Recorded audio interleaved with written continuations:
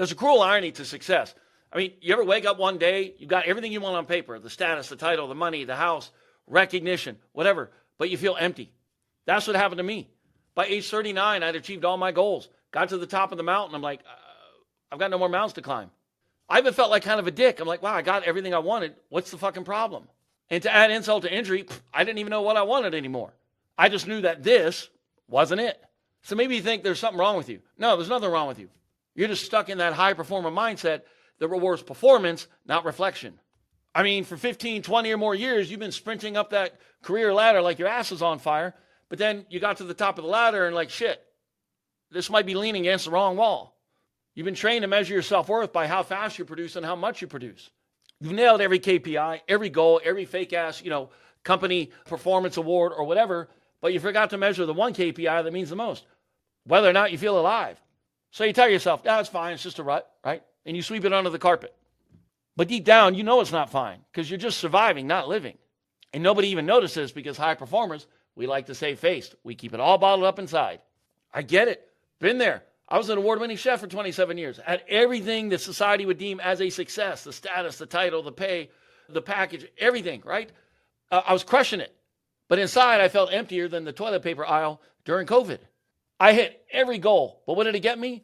Depression. I gained 60 pounds and a drinking problem.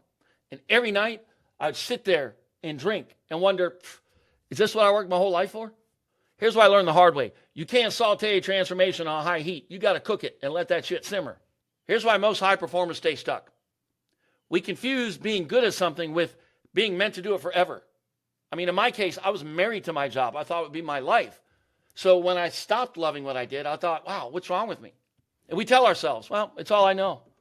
It pays well, great benefits. I can't do anything else. I'd be crazy to walk away. Or my favorite that I said to myself a million times, I've invested too much time in this career. I'm not going to walk away. That's not logic. Okay, that's fear wearing a suit and tie. I mean, you've outgrown your old recipe, but you keep cooking it because it once worked. And that's how you end up burned out, bitter, and quietly dying inside. And you keep stirring the same pot, hoping for a different flavor. That's not resilience. That's insanity with different packaging. Here's what changed everything for me. And it's something high performers struggle with big time. Letting go. Because we like to control everything. I had to learn to stop trying to control the results and focus on a new recipe, new behaviors, new mindsets, my environment. That's why I built my high performer career accelerator recipe. It gives you direction. And it's based on where you are now, not where you were before when you started your career. It gives you confidence to overcome those fears like, oh, what if I make a mistake? Or, oh, I've invested too much time in this career. And it gives you momentum to help you get unstuck and stop overthinking and actually take action. And no, you're not starting from scratch. You're starting from experience. You're building on what you've already built.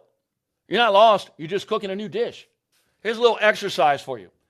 If you feel stuck right now, don't go update your resume. Okay, that's like trying to fix a burnt steak by adding parsley. Try this. Ask yourself these two questions. One, what will your life look like in 2 years if nothing changes? Don't just focus on the job or the title, okay? Focus on the feelings. Do you have the Sunday scaries and deliberately stay up late to put off going to bed because you know you're going to dread going into work, like a former client of mine? Are you dealing with anxiety, or is it affecting your physical health and sleep because you're so stressed out? Are you getting more irritable or turning towards unhealthy behaviors like me when I was drinking excessively? What's that going to look like in 2 years? Oh, and if you think things will stay the same, trust me, they don't. They get progressively worse unless you deal with it. Next, ask, what would it look like if you actually felt alive and fulfilled again? Don't focus on things like status, title, money, and all that. I mean, you can add that, but what you need to focus on, how you feel. For example, when I went through all this crap, I wasn't dreaming about money, status, cars, or hot chicks. I just wanted to get back to feeling like my old self again. Like the ass kicker who was brimming with confidence, who could climb any mountain, who would wake up excited. Well, I got that back, plus more. And the beautiful thing about it, I created everything in my next chapter by design, not by default. Write those things down. What does fulfillment taste like for you? Not success, fulfillment. Next, pick one small action you can do that'll move you closer to that fulfillment. Okay? It doesn't have to be some Mount Everest-sized step. You don't have to jump off a cliff. I know high performers think that way. I'm one. Okay? Pick the smallest step. All right? Maybe it's talking to a friend who's been something similar. Maybe you take a brief online course.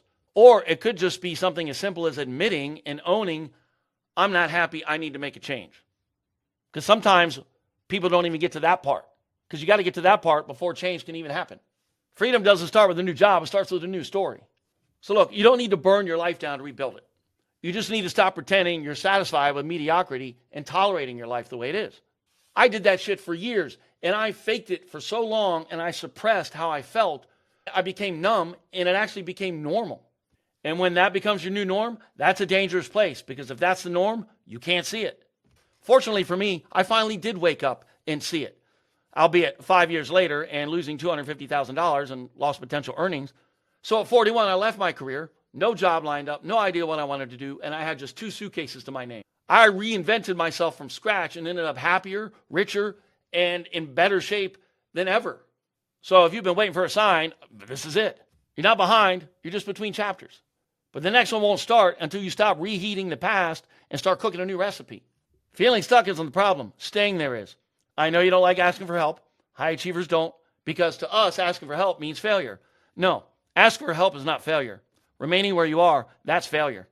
If you're a high performer who's 35 or older and you're ready to stop pretending and start designing your next chapter, check out the link in the description below. It's a sample of the decision-making framework I used to reinvent myself and find that happiness and excitement and motivation again about my life and career.